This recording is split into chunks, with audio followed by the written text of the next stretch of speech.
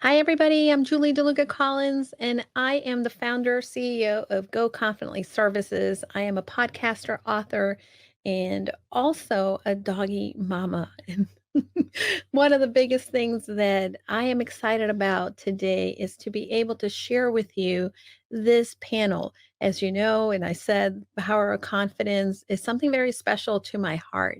And before we start, I want to share a little bit of why this topic, why today?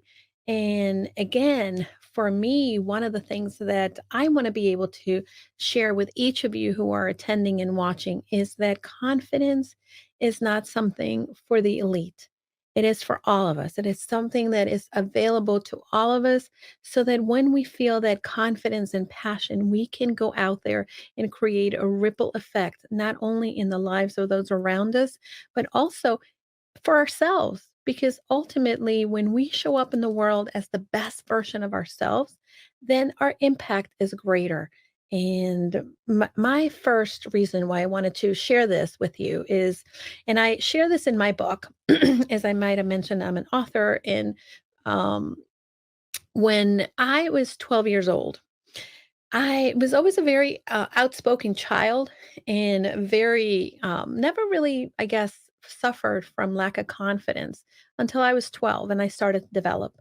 I started to develop rapidly and I got a chest. And I don't think I was ready for that. And as most of us who are 12 and changing, our bodies are evolving, one of the things that happened is that I was very self conscious. All of a sudden, that outspoken girl that didn't have a problem jumping in front of people, reciting poems, or going to dance recitals, found herself really self conscious and not willing to step out like she had before. So, this particular day, though, in 1980 something, I lived in Miami and I was so excited because I was going to hold my head up high for a change. I was walking to school because I couldn't wait to get to school. Things were going to be so different on this day, super different. And what was going to be different is that I was not going to run into the shower stall or into the bathroom stall to change for my gym class that day. I was actually going to openly, change in front of all the other girls because I was wearing the most adorable set of undergarments. Uh, Vidal Sassoon little bra that hooked in the front, and that was brand new for me, and a set of panties that matched. My mom's friend had given me this beautiful set, and I thought, I know some of these girls that have, that tend to be not so nice to me are going to be like, oh, that's so nice. Look at you in your cute underwear. And again, I was so excited to change and I put on my gym clothes and I went out to the field and I'm standing there and I'm standing out proud. And all of a sudden I noticed that these girls were staring at me and doing the pointing thing. And little did I know that when you are out in the sun and you are wearing a white t-shirt, like it was our shirt for gym, that things are pretty transparent and that sheer fabric that the cups of my undergarments were made out of, all of a sudden we're showing everything. So soon the girls in my class were making fun of me and laughing. And the gym teacher promptly sent me back to the locker room to change. So it was a big failure. And I have to say that that was one of those defining moments in my life in which I realized that, nothing that you can leverage, the clothes, the makeup, for me, were going to be the thing that created confidence. Confidence had to be created from what was here in my mindset and also from the daily action that created the habits that allowed me to feel more in control of who I was. And, I'm a big proponent of makeup, by the way. I love my good red lipstick, but I don't rely on a lot of that for that confidence feelings that has gotten me through. Fast forward in my life, I went ahead and I climbed the corporate ladder, and I was so fortunate that the biggest mentor in my life was my father. And the name of my company, Go Confidently Services, comes from go confidently in the direction of your dreams. Live the life you have imagined. And that's a quote, as many of you know, from Henry David Thoreau. I first heard that quote from my dad. And as I started to climb the corporate ladder, anytime that I was unsure of myself, that I was a beginner at something, that I was just kind of getting my feet wet in whatever circumstance, whether it be a new role or speaking at conferences or trying to go for the next big thing, I reminded myself that go confidently. But with every new beginning, it meant doing the daily action, doing the daily thing to practice to become better. As I continued in that corporate career for over 20 years, I was able to get into the C suite of an organization. And it took a lot. But ultimately, one of the things that, and most of us know this already, the higher we grow in our organizations, we see less and less women in that role. And, we've experienced watching for whatever reason, our sisters just stepping back. And one of the biggest things that I would hear from others is, Julie, I wish I was as confident as you did, as you are. I wish I could do the things that you are doing. And even now, my biggest response to people is that I don't always have it together. I don't always feel like an expert at something, but what allows me to show up confidently forward is that I keep trying, that I understand that it is a process, that it's something that we continue to work at. And when I work at it, whether I am achieving it or not, I am going to celebrate it because behavioral science, behavior design tells us that change happens not when we feel bad but happens when we feel good. And again, I was lucky enough to have a father that believed in me, that helped me believe in myself. But now I want to pass on that belief to others. I want to pass on the belief to the many women who are out there and for whatever reason have felt that I don't have what she has. I don't have the skills, or I could never be as poised or as well dressed or as savvy, and fill in the blank, right? But I want us to know that anything that we set our mind to is possible as long as we are willing to try, as long as we are willing to take the first step into doing it. I remember that after that fiasco as a 12-year-old, I did not go back into hiding in the shadows of the bathroom stall. And the main reason I didn't hide is because I came to the conclusion that this was me. And my dad reminded me that not everybody was going to always like me, but that I needed to be okay with myself.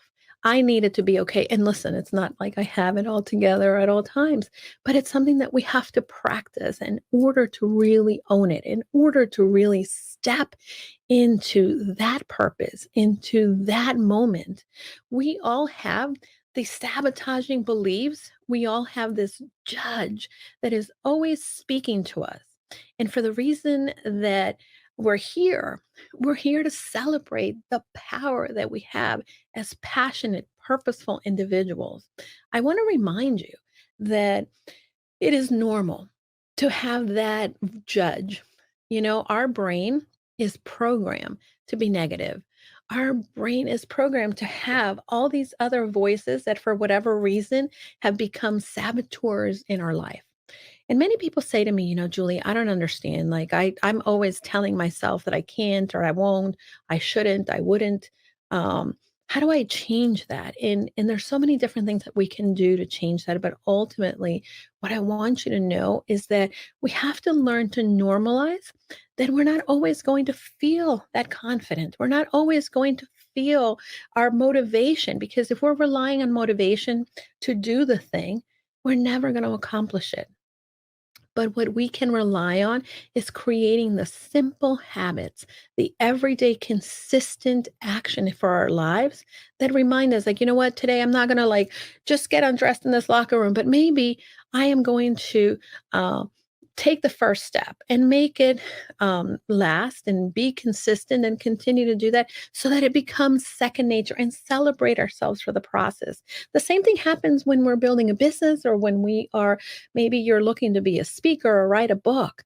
The more that you continue to show up on a daily basis and taking that minimum action and then celebrating what you're doing, the more that you're going to start to program and reprogram the voices, the judge, the saboteurs that we all have in our head. Um, Again, there's nothing wrong with having these saboteurs. There's 10 different saboteurs that tend to be very prominent for us. For me, one of my sabotaging voices that tends to really give me pause is the high achiever. The high achiever is always someone that is looking to get to the next level and be really good at it. And sometimes, if I think, "Oh, I could never really be good at that," I stop trying. And that's how we sabotage ourselves and we rob ourselves of our ability to do the thing, to feel confident, to stand in our power. So when I have that voice in my brain telling me, you can never do this, you're not good enough, then what I do is I start to normalize that and say, oh my God, there goes my brain again telling me I'm not going to do it perfectly. So I might as well not do it at all. And then I start to look at the gift in every circumstance. Because when we start to look at the gift in the circumstances, even those challenging circumstances, what we start to do is we start to rewire how we are going to show up. When we're looking at the woe is me, when we are allowing ourselves to be stuck in that moment, um, then it's very difficult to continue to want to move forward. So I encourage you to definitely look at the different ways in which you sabotage yourself and rob yourself of the confidence. These things, again, we're not going to be able to ever turn them off or get rid of them, but we are going to be able to then just rewire a little bit at a time. Change what we are saying, the internal dialogue. In the last session that we had, there was a prominent concept that people were really discussing, and that was that imposter syndrome. And imposter syndrome is great because at times it has allowed us to be protected from situations that might not be great. But at the same time, in order to overcome it, we need to be able to understand that this is happening. There's other sabotaging things that rob you of confidence. For instance, the people pleasers in here, those things will also rob you of the confidence to do the things and to show up every day and to make your mark in the world. If you're always looking to do for others, but you're not really saying, what does that mean to me? Then that is another way in which you are really taking away from you. So much that we want to talk about when it comes to confidence, when it comes to this conversation, and the power that we can come into when it comes to confidence. I want to turn it over, though, to our incredible ladies who are joining me in this panel because they have some amazing stories, and I want to just give them the opportunity to speak. And now, as we move to the next participant, we will all come back together as well and talk further on this conversation. So let's bring our other panelists up. And I believe, is that Kim Roxy who is our next? Oh, it's Cairo. Yay, Cairo Eubanks. And Cairo, thank you for being a part of this panel. Cairo, I have such admiration for you as I do with the other ladies. But please take it away and tell us more about this topic. Hello, my name is Cairo Eubanks. I'm Miss Black Florida, co-chair of the United Nations Department of Global Communications Youth Representative Steering Committee, and the founder of Cairo Speaks, Cairo Writes. To the Passionistas project, I shared this as a private message, but I really want to thank you again for allowing me to share my story and for creating this platform for others to also share their message. I'm grateful to be calling in from Sao Paulo, Brazil, so I apologize if I go in and out, but here's my story as to how I learned how to value my work. It was 2020. I had recently returned back to the United States from Tamil Nadu, South India. Fresh out of college and eager to use my international studies degree to continue my passion for education as a tool for cultural exchange, I thought it was destiny when I had been accepted as a grant recipient to teach formerly Dalit or children who had been labeled as untouchables within the Indian social caste system. It was definitely a challenge that I jumped into where on my first day in the country, I was tasked with designing curriculum for high school students in English literature that would help them prepare for their Indian state board exams. Not just to complete their exams, but to do competitively well. Prior to that, I had never created curriculum for students, and here I was preparing to teach bright, ambitious, and capable students every single day. Without a doubt, I was nervous to do well, but I was more determined to make a lasting impression on my new students that far outweighed that little voice in my head, questioning if I was ready to take on this task. You see, at the time, I was still reeling from the fact that I hadn't quite lived up to all of the goals that I had set out to accomplish when I was a freshman in college. I'd come into my freshman year orientation confident in my abilities to excel academically and graduate magna cum laude, attend semester at sea as a study abroad program, and have at least a 3.8 GPA, among other achievements that I had written out on my to-do list.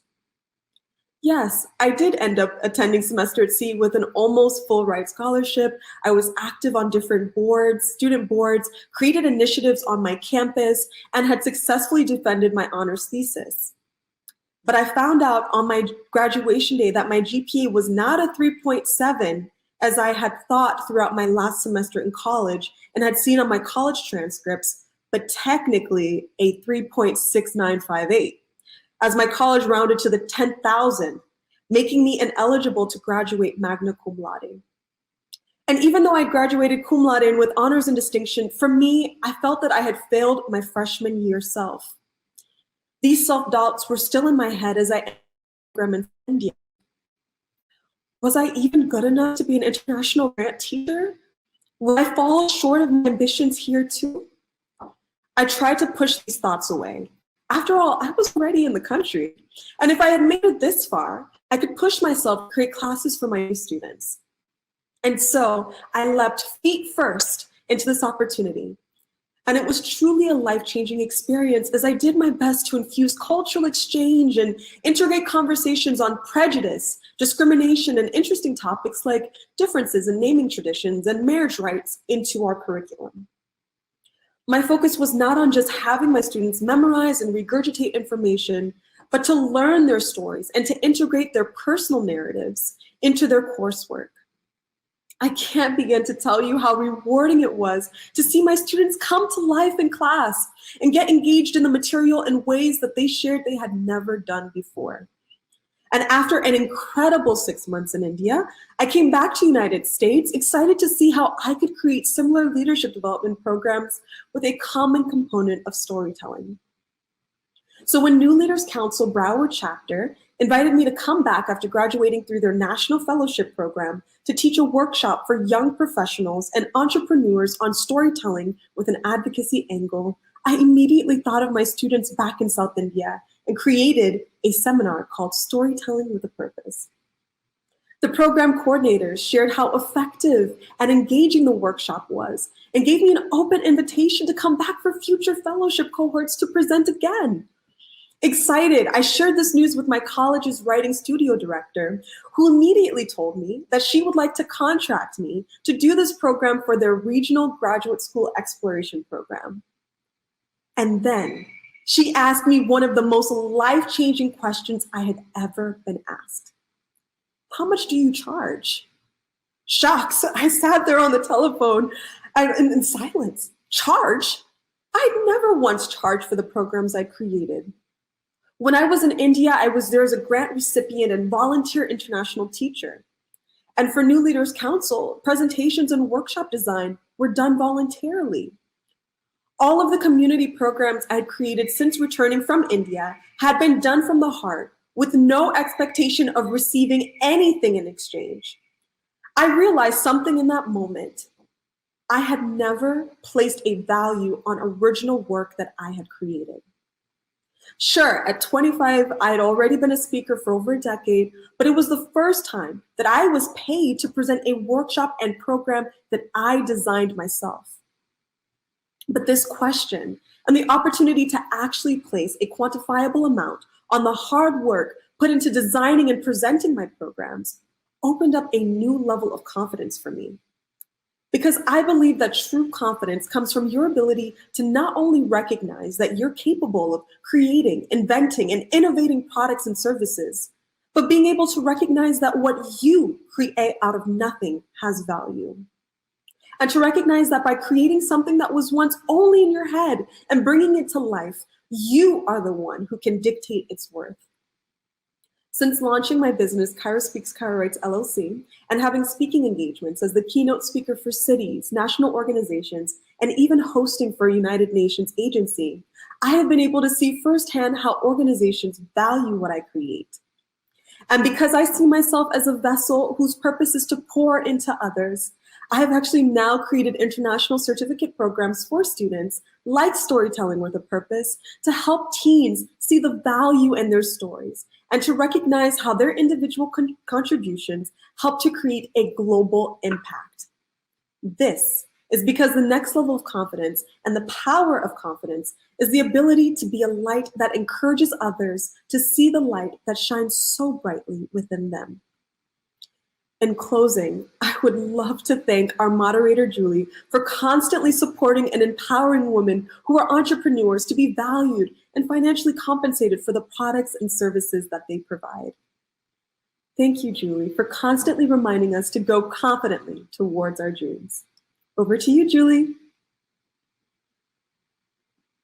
Cairo, thank you so much. I am so proud of the work that you're doing internationally.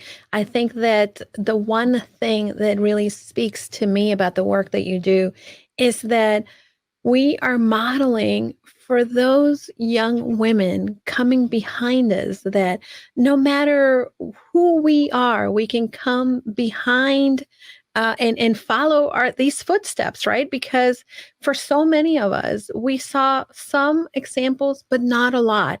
And you, along with every other person who's been a part of this panel, in this summit has empowered me to remember that my nieces are going to have great examples of what's available and who is out there. So I thank you for your work in working with young people and also being international in this endeavor, because it's not just here at home, but it's everywhere in this world that we need to leave our mark and create that ripple effect.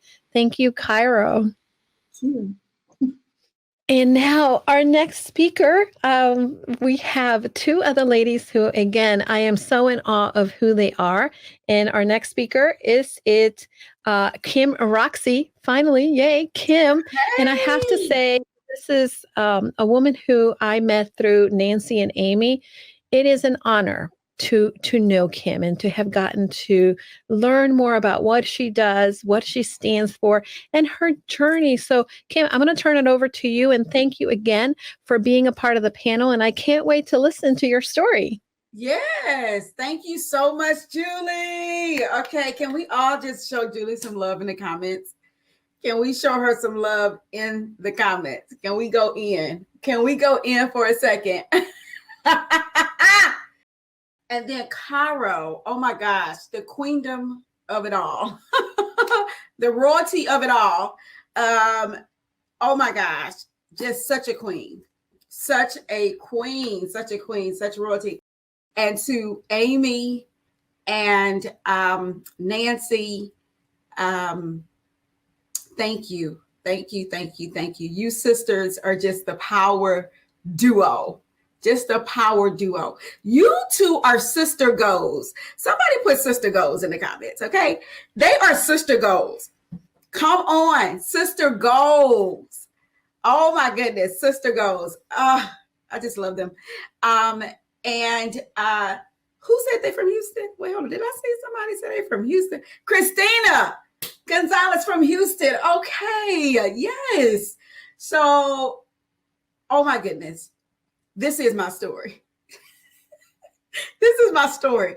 My story is just being a hot mess sometimes. My story is just being a hot mess sometimes. You know, it's so funny because the story is unfolding every day. And I think, and what I loved, Julie, I almost did an altar call when Julie was talking, because I was like, oh my God, Julie is like calling me out. She's like high achievers. She's like people pleasers. I got my box of tissue right here. I can't even, I don't even, I'm just, I'm like, I am a hot mess. I just realized that when Julie was just talking, I was like, I am a hot mess. So let me tell you, and I'll tell you that the reason why we talk about the power of confidence, and we talk about, you know, sometimes just admitting and just being there. I thought about this recently because I asked myself, Kim, do you make mistakes? Mistakes. And it really started to make me think about, no, Kim, it's about, do you mistake? Like, do you not take the opportunities of taking up space, of taking your time? Do you miss the takes? And I would love to just sort of share the times where my confidence was supposed to be taken from me based on mistakes. The way that people define mistakes is a missed alignment or even something you end up regretting. But I would love to just kind of bring for consideration and look at mistake, actually a mistake. And I want to basically just get us to sort of look and view at this point of view a little differently. So I'll tell you, I've been a hot mess for a long time. It started at an early age. I remember I'm the middle child of sisters. So you know how that can be, right? And so as a middle child, I had to figure out how to stand out. I mean, because it was the oldest, who everybody knew, and then it's like the baby, right? And then you're just in the middle. No excitement. You came. Everybody's kind of like, oh, okay, that's cool. And for me at a young age, it was about like standing out, right? And so when you are a girl that starts to explore and take risks and sort of like stand out, you're gonna have some hot mess moments. One big hot mess moment for me was when I was 16. I was at school and I got into an altercation with a guy friend of mine. And from that altercation, I got kicked out of school. This was like my first time really getting in trouble. My first time, you know, really having something that even got called to the principal office for. But they had this zero tolerance. And so I was immediately kicked out of school at 16. And being kicked out of school, it was not just me. My parents invested a lot in me. My parents worked hard for me to, go to school. Like they migrated to Houston from Mobile, Alabama, where they left their family to come start a new beginning for them and their girls in Houston. So my parents invested a lot. So me getting kicked out of school, that's a hot mess. That's the whole family, right? And that's looking like that. And I remember in that moment being like, God, like I really messed up. I made a mistake. I, shouldn't have done what I did. I shouldn't have reacted the way I reacted. And now look at me. I'm in juvenile, like in this, well, they call juvenile on me, but I ended up going to an alternative school and all this stuff. And I'm just like, this is not who I am. This is not who I am. And I started my confidence on all of the wonderful things that I had worked on up until that point. I played the classical piano. I was a cheerleader. I played the keyboard for the jazz band. I had all these things going for me, but all of that just sort of, boom, came down. And I just remember being like, how am I going to come back from this? And how am I going to change other people's view of me? Like, I just was in a fog, and my confidence was at an all-time low. I didn't want to sort of be seen by anybody. I didn't want to talk to any of my friends because I didn't want to answer any questions. I didn't want to talk to my parents' friends. I didn't want to go to church. I didn't want to be at the park. I didn't want to be anywhere because I didn't want anybody to ask me about what was going on and this and that and have to answer for that. So I kind of went on the inside of me a lot and really lived there. And so I ended up writing down some of my goals because my teacher in my alternative school saw all the frustration on my face. And she said, and she saw my bad attitude I was coming to school with. And she said, you got to write down your 1-year goal. You got to write down your 5-year goal. She's like, because you got to understand, you got something to look towards.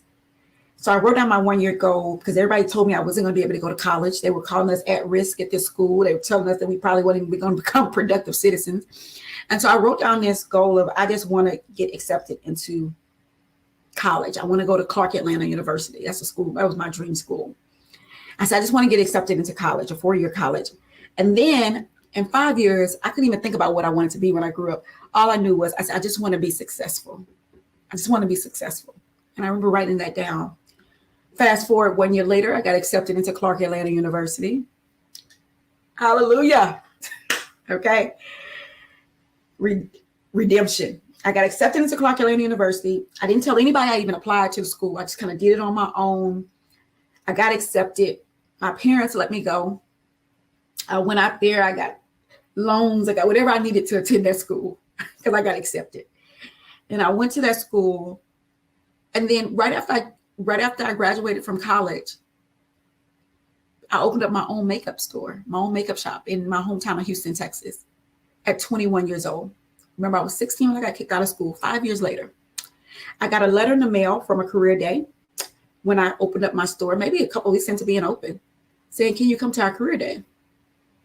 At this time, I just turned 22. I'm like, sounds good to me, a career day. Go talk to kids. Maybe interested. So the day of the career day, I look at the address. I said, oh my God, this place is looking familiar. I drive up. It's the alternative school that I went to. So I get out the car, I go inside. I'm like, and they're like telling us how to get around this school. They're like, because it's metal detectors, you can only go in certain areas because a lot of people there, a lot of the kids are on probation, So I'm like, oh, I know how to get around the school. Like, yeah, we can't do this, we can't do that. And they were like, how do you know this stuff? Because I went here. They're like, you went to this school? I'm like, yes. They were like, you went to this school? I was like, yes. I was like, how did you find out about me? And they were like, no, they were like, you work at the makeup store? Well, some of the kids have been going to the mall. They've seen that makeup store and they were just saying they want to work in a place like that. They want to be makeup artists, cosmetologists. They want to own a store like that. Whatever it was, they want to work there and they wanted whoever works there to come out. And they were like, you work there and you went here? And then I was like, yeah, I actually own the store. They're like, you own it? So they said they never had anybody in the history of that school who had actually sat in the seats that those kids in that alternative school sat in ever come and speak at their career day. So was it a mistake? Or was it a take? A moment that I had to take in to become who I am today And then to be there to take up space and be in front of those kids and take that opportunity to be in front of them so they could see themselves in me. And in that moment, that 5-year goal that I wrote down, I just want to be successful. These kids were telling me I was successful. You're successful. And they saw their future in a different way. And they saw that the comeback could happen for them. They saw that the redemption could happen for them. They saw that if they just forgive themselves, that it'll be okay. They saw that maybe, is it a mistake or is it a different take on life, a different road that I'll have to travel. So one day I can be this for someone else. So my confidence started, I'll tell you, in that moment, it was a defining moment of confidence for me, because after that moment, I never doubted anymore anything that happened in my life. Because in that moment, I knew that at some point, God would allow for it to become full circle and for it to have purpose. So I invite you today to look over your life and come to peace so you can have confidence for the rest of your race. All right. Love y'all. Oh, Lamique Beauty. Make sure you go get you some Lamique. Well, Kim, I cannot love this anymore, because you are again taking that direction that we started of, you created a visible picture for those kids of what could be accomplished. And by the way, that mistake or a take, I love it. I do want to say that this is one thing that people tend to forget, because we focus on failure. But I want to leave people, especially as they remember your story, that what some people may look at as a failure, your failure is the first action in learning. And what you did is you learned that, okay, I had this situation and where do I want to be? And you created that clear, concise picture, and showing up daily after you went to the alternative school and knowing where you wanted to be, created that consistent action to get you there. So thank you, my dear. Also, you said take a moment. And this is a lot of what will help you build confidence and become powerful in that confidence, is taking that moment to be aware, to be in the present, because we focus either on what we did wrong before, or yes, it's important to set the goals, but don't, that's not a predictor of your future. Stay here in the moment, and that's what's going to do it. I love everything that you said. Thank you so much for opening up and sharing that. I appreciate you, and we're going to bring you back for the roundup. Yes. And now we have our next speaker, the phenomenal. And I have to say a little bit about this young woman. She is someone who I just admire. She is so, like the other panelist, Christina Gonzalez is a coach, but she is the coach for Curvy Girls. And I love that this is what she does, because sometimes, we have these moments in which, again, it would be so easy to see our gifts or who we are as a detriment, but she is empowering other women to know that, we can rock no matter who we are. So Christina, I hope you're joining the stage. Thank you so much for being a part of it. And let's see, is she coming? And there she is, Christina Gonzalez. Girl, thank you so much for being a part of the panel. Please take a moment to introduce yourself, and I'm going to turn it over to you. Thank you so much. So I am Christina Gonzalez, and I am the Curvy Girl dating coach.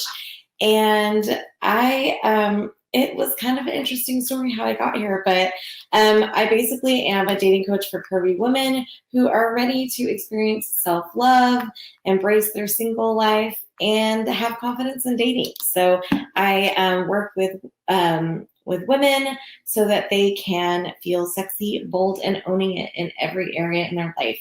So let's see. Once upon a time, I was in a relationship a long time ago in my 20s. I was finishing college, and I had moved on to starting my first job in my career, and all the things. It was all great and everything. And I was in this four-year relationship that pretty much just stopped going anywhere. And long story short, it just wasn't the right relationship for me. And I was 27 years old when I decided to move on.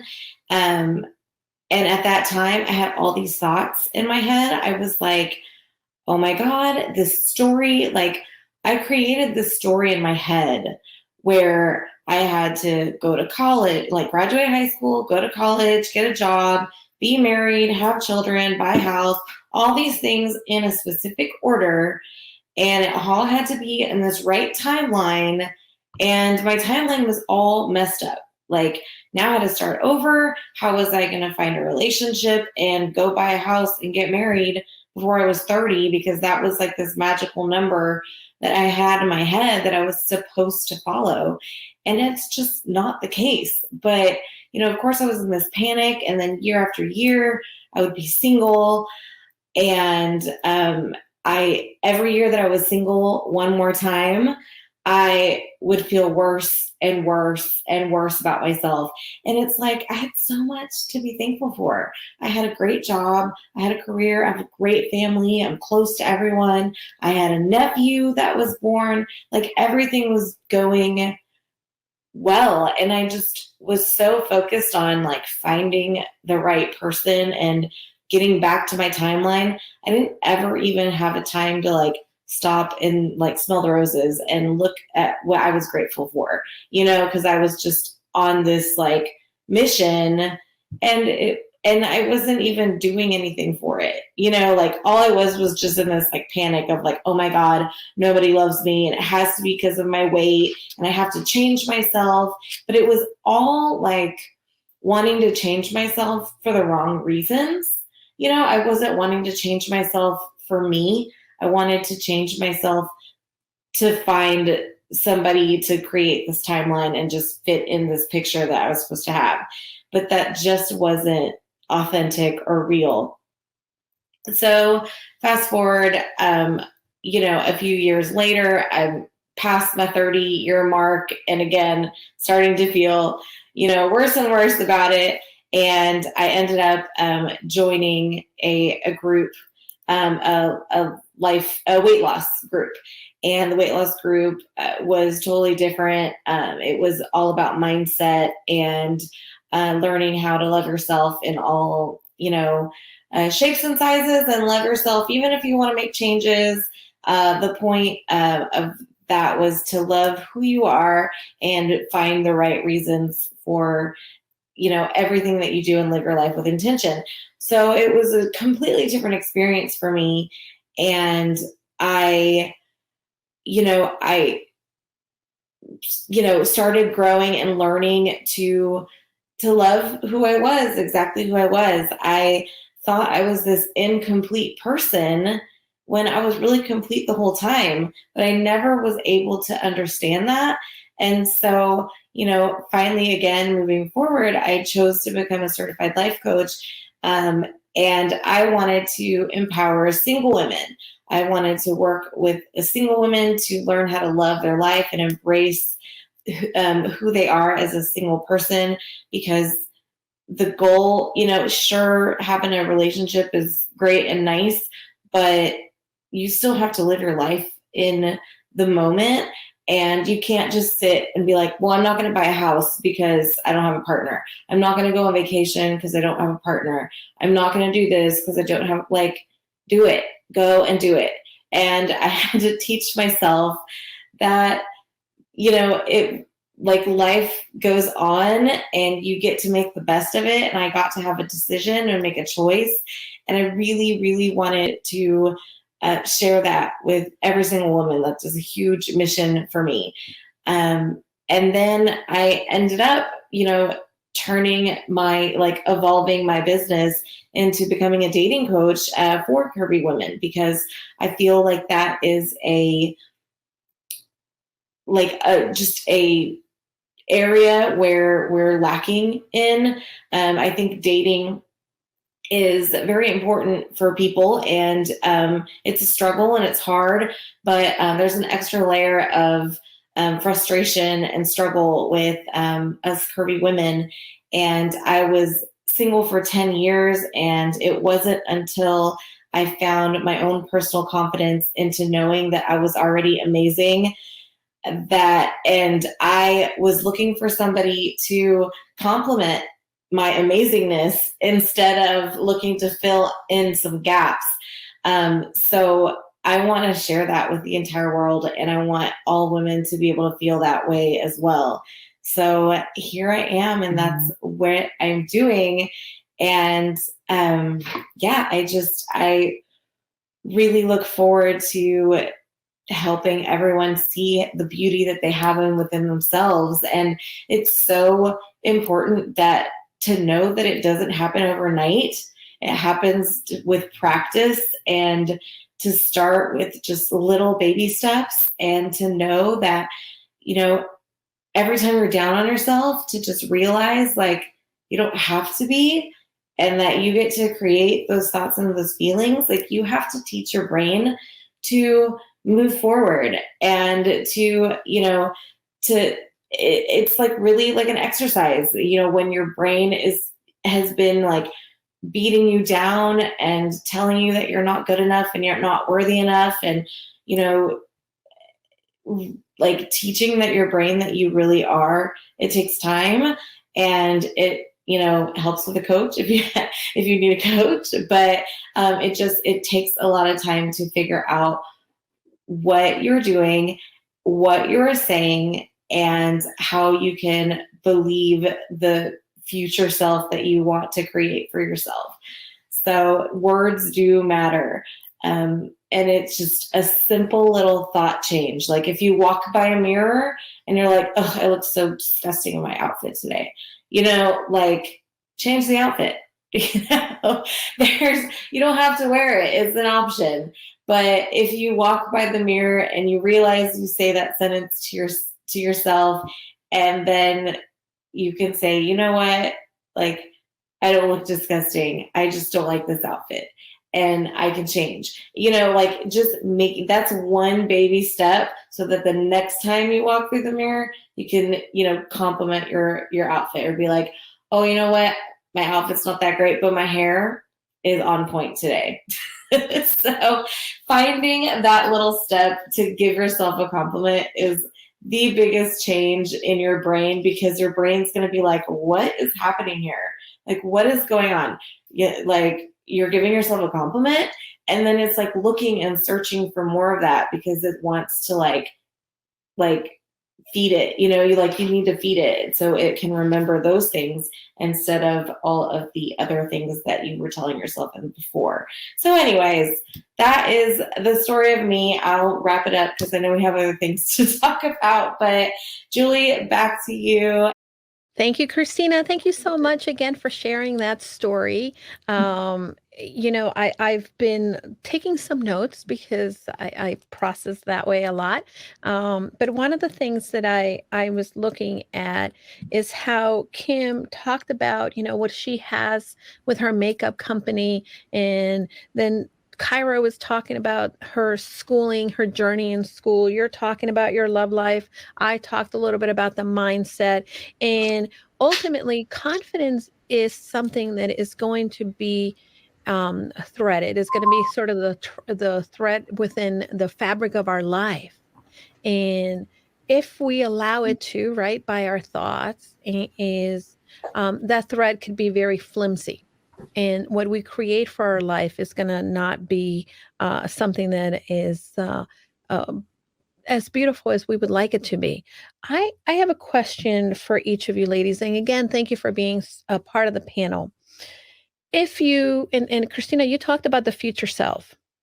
If you could have your future self tell you today, something that you feel would be meaningful in your continued journey forward, what would your future self be telling you today? Who wants to take that? Is this directed to me or anybody? Anybody can take it. But I think All since you right. spoke first, maybe you should go. Yeah. All right. So I would say my future self would probably tell me to relax, woosah. Because the thing about it is that I am constantly on the go. I am, running different committees, or I'm part of different organizations, or I'm creating my own, programs. And so sometimes it's nice to remember sometimes that you just need to take a moment to realize that you've already done so much. And similar to what you were saying, Christina, in terms of stacking up some of like the positives of what you've already done, of what you've accomplished, even in that day, just a reminder to do that. I have a gratitude journal that I like to use, and I found that by having a confirmation journal as well in the afternoons, where I write out all the things that I've done, even if I had a million things on my to-do list and I got 999,000 of them done, right? I can be able to list that out. And by quantifying that, that actually really helps me to remember that I did quite a bit that day and to keep on going. So I would say that would be my response. Great. Thank you so much, Cairo. All right. Kim or Christina, you want to take the future self question? Sure. Yeah. So my future self, again, Julie, and you know this, my favorite quote is, discomfort, is part of your growth. And there's different ways that you could say it, but, so knowing that being uncomfortable is not necessarily a bad thing, and it's part of your growth and your pattern and learning. I think that is something that my future self would definitely keep telling me, because some days it's hard, and to get yourself together or motivated, and to stay confident, and you don't necessarily believe that there's a future or like a plan ahead, like there's an answer or something, but knowing that discomfort is going to either teach you a lesson or get you through it, or, it's not going to be as hard as you think it is. There's so many things that you can learn through that discomfort that are positive. So that is, my future self advice for sure. Oh, thank you. That's so good. I love that. I similarly say discomfort is the currency for our dreams. And sometimes we forget that because we want to live in the comfort zone. And that's your frenemy, people. I'm going to tell you, it's your friend and me. It's friend because you've had it for so long. You've just kind of stuck together, but it's not the place to be. It doesn't want the best for you. That comfort zone keeps you from growing and from actually putting your impact and mark in the world. Kim, what would your future self say to you? Thank you. I love that. I think, this is a really good lesson that everything that we do today, right now, is impacting who we become. And taking that action, taking that step is what creates the tomorrow for us. And that's the power of being confident. Even if you don't know what you're going to do. One of you said, change is something that you were trying to do, Christina, but you were doing it for the wrong reasons. Mm-hmm. I want you to leverage the power of the future self to know that if you're ever going to get to that point, you really have to do it by understanding that you're changing for the reasons that are going to serve you and serve that higher purpose. Like Kim set her goals long-term, short-term, and what a great teacher, by the way. Where we would be without great teachers. Mm-hmm. One thing that I alluded to the saboteurs, and I put them in the chat, some of the other sabotaging thoughts that we could have. But our saboteurs are these negative emotions or negative thoughts that we have. Ultimately, there are some saboteurs that we tend to really live with. They're that frenemy, right? What do you feel, or how do you each overcome some of these negative sabotaging thoughts, behaviors, and what are some of your tips that you leverage to be able to gain a little bit more confidence in your life? And anybody can take this. I think for me, I think sometimes like these sabotaging thoughts actually can be awareness thoughts, that sometimes is crucial for feedback to yourself. I don't know if I'm the only person. I know I'm the hot mess of the group, but I have meetings with myself in my head, and I'm like literally being the judge, the prosecutor, the defender, all at the same time in my head. Mm-hmm. Okay. And I am going through different things, and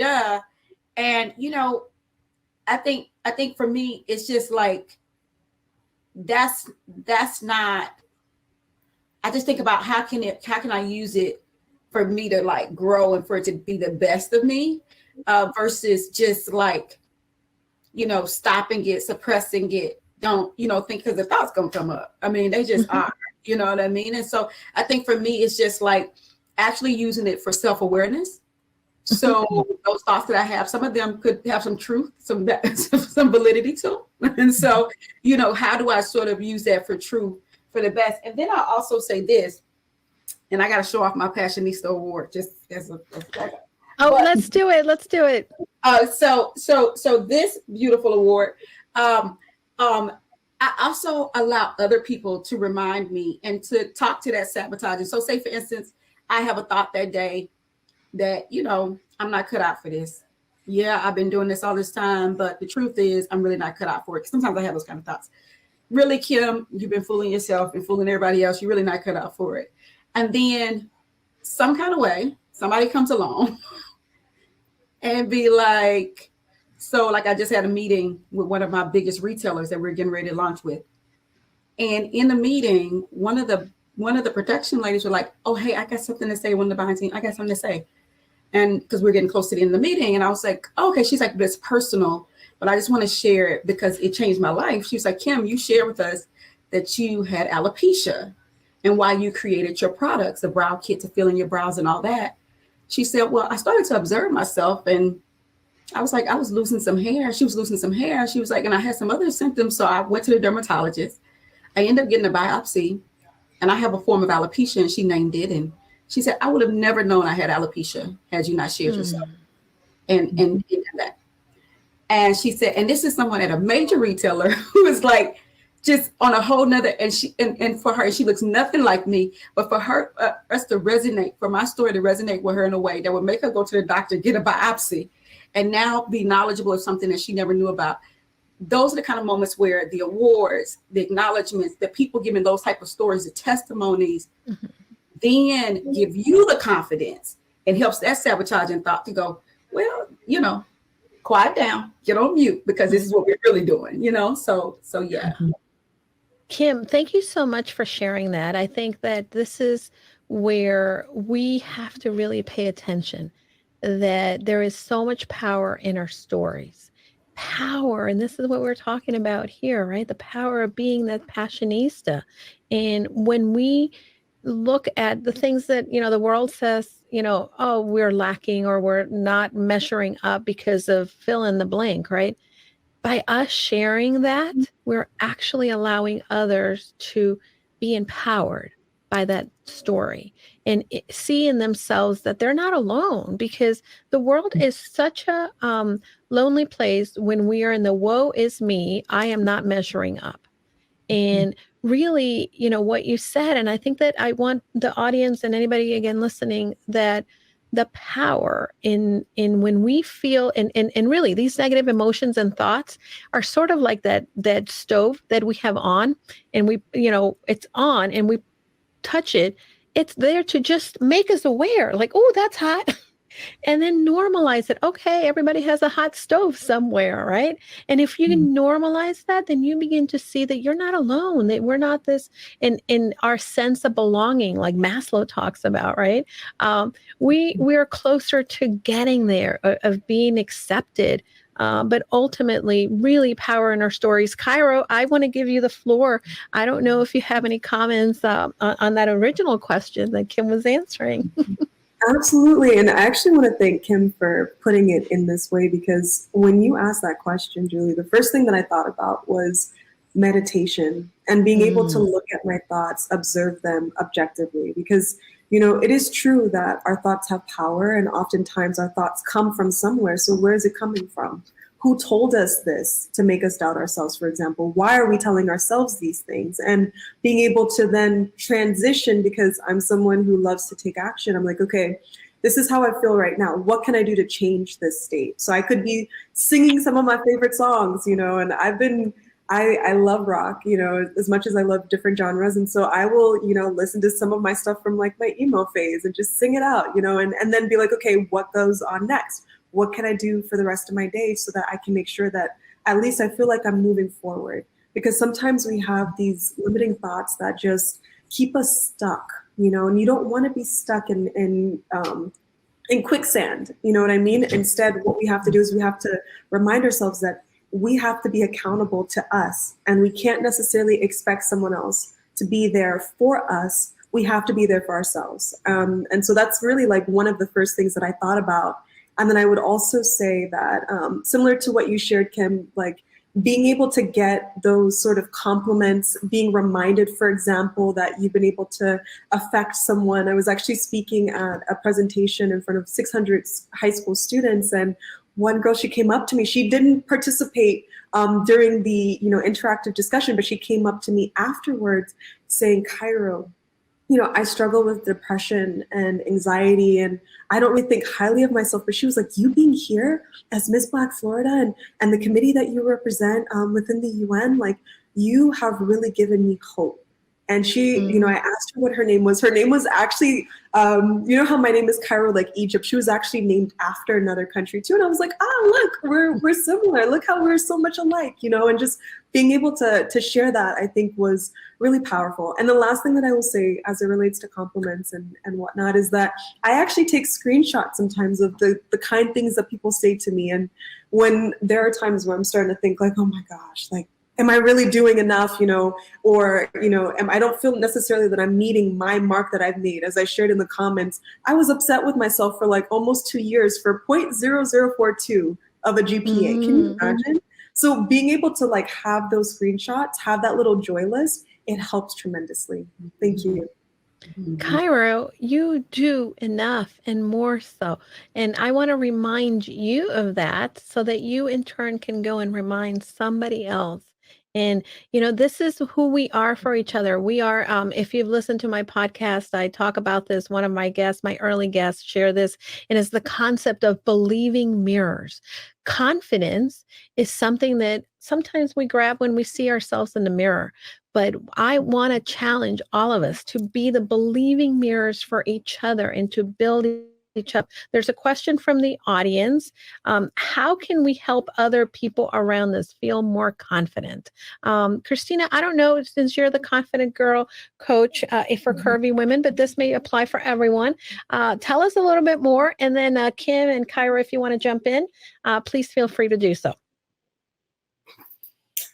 That's a good question. I mean, ultimately, we are responsible for making our own selves confident, is what I truly do believe. But I do believe the power of being surrounded by the environment of confident people and constantly like giving people reminders of how, what they're great at, especially somebody who's not feeling the confidence, and you see the like what they're capable of, and like you see it for them and they're not quite there yet, to just share their show them how they're how they're talented or what they're great at, or just giving that compliment and that positive energy around that person, instead of letting them like sit in that and ruminate on all the bad things that they might think about themselves. Like, just encouraging them to believe in all the things that you see about them. I think that that is probably one of the best ways, in my opinion, to help somebody be confident, but just also knowing deep down inside that the confidence really comes from you. Oh, so good, so good. And Kim and Cairo, along with that question, there's another follow-up question, and maybe you can combine it into one. Is what few words you use when speaking to young women, especially young women that you may see in yourself?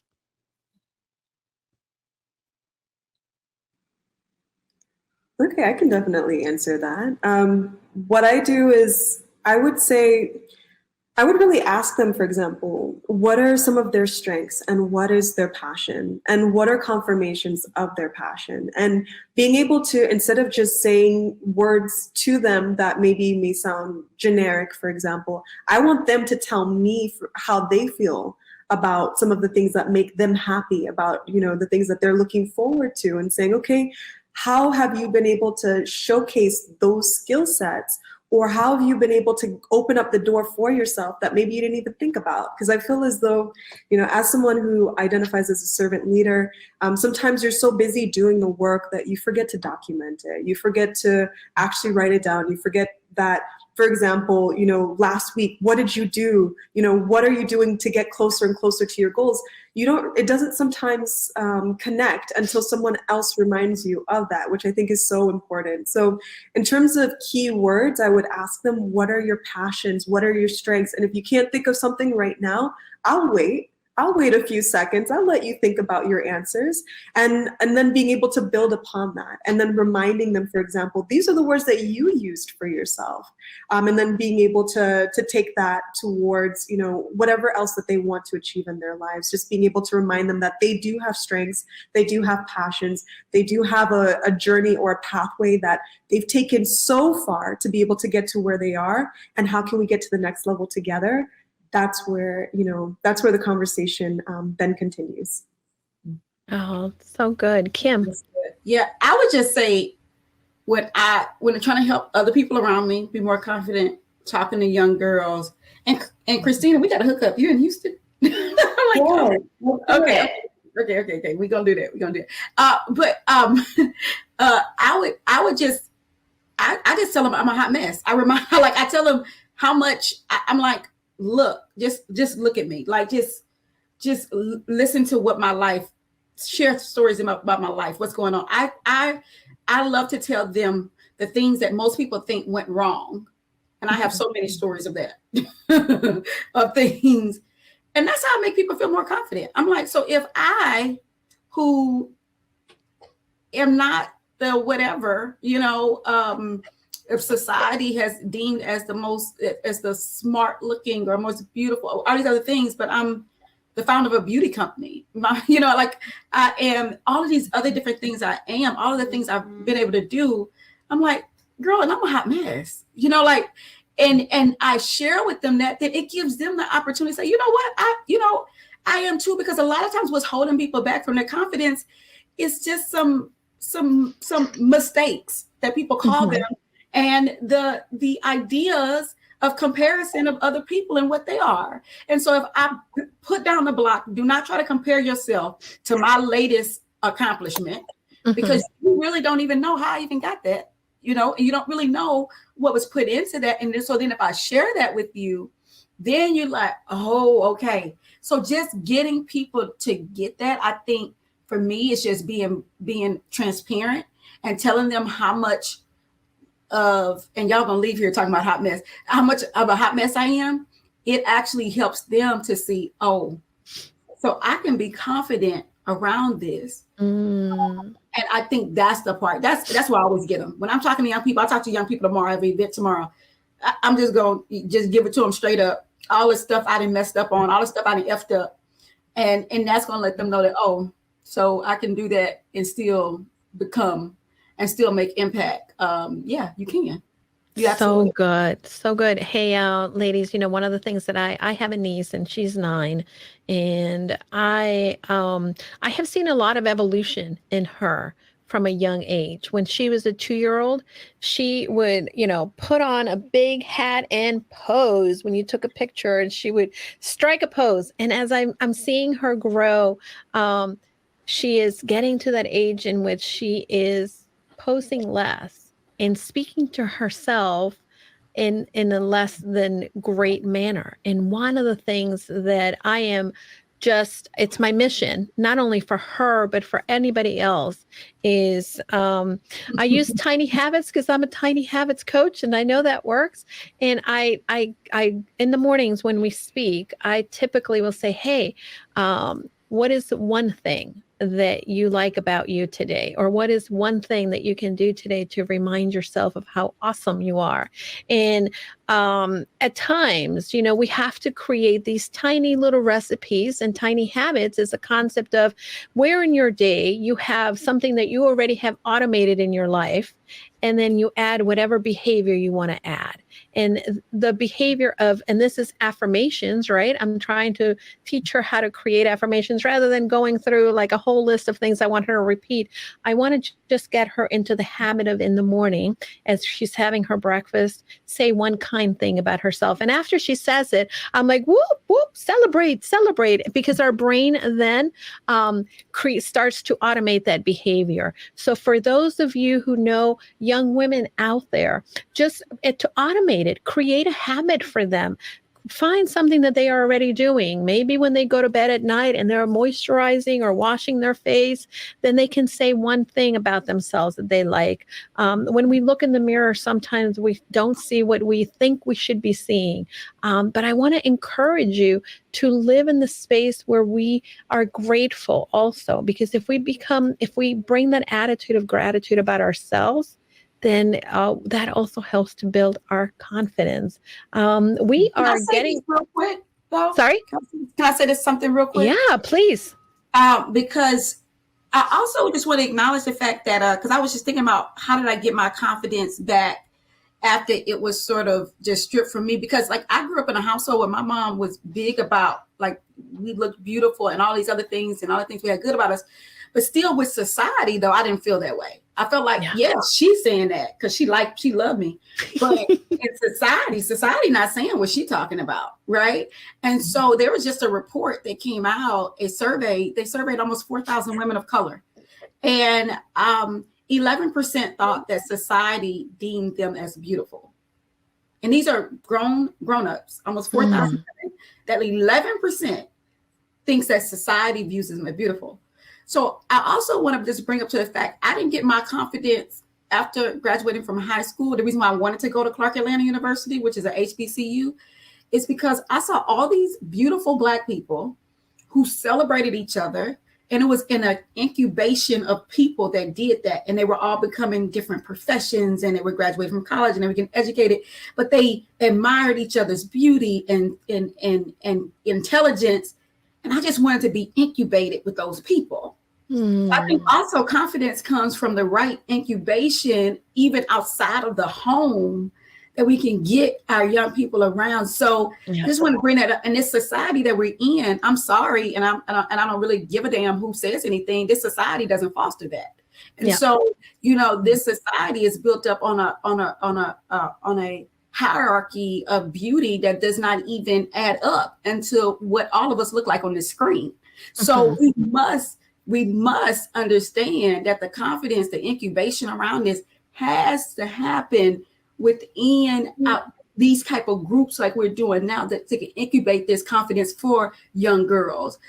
Because like me, I ran from Houston to run to Atlanta for a refuge to get my confidence in what I look like and who I was. So I just want to bring that up. And it's actually a plague that 11% of women of color feel this way.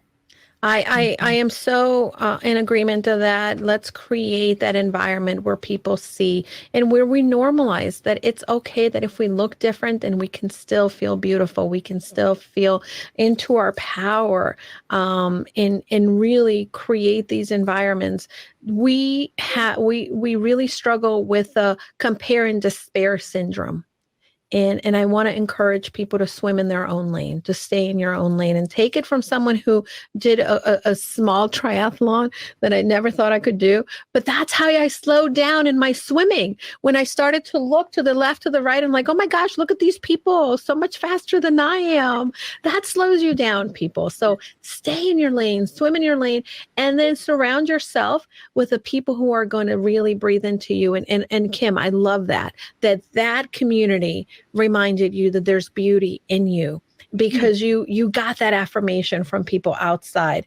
I felt other by beauty standards as well as growing up, and I have my locks for over 13 years. Beautiful, Cairo. Thank you for sharing. And I'm in love with this panel. I'm in love with the amazing things that each of you have said. I am in extreme gratitude for each of you.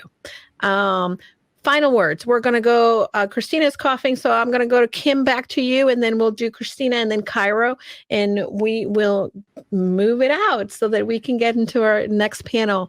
So Kim, take it away. Think before you speak, but don't hold your tongue. Love it. And you got to believe in yourself and take the baby steps. And it takes some time, but you'll get there. It'll be worth it in the end. So just keep practicing, like you said, the tiny habits. Oh, thank you. And I love it. And I see Cairo, I don't know if she's coming back, but internet is acting up. And she says, people told me I had to change to do the work I am privileged to do now. So glad I didn't listen. Yes, let's dance to our own beat, to our own drum. And just final words for everyone from me is, we each have a dream. We each have a little whisper in our heart that is telling us, hey, there's that passion and that promise of what you are able to do to live in your purpose. So listen to that little whisper in your heart. And the more that you do the action daily, and consistent action will get you traction. Thank you for joining us in this panel. And don't forget, go confidently in the direction of your dreams.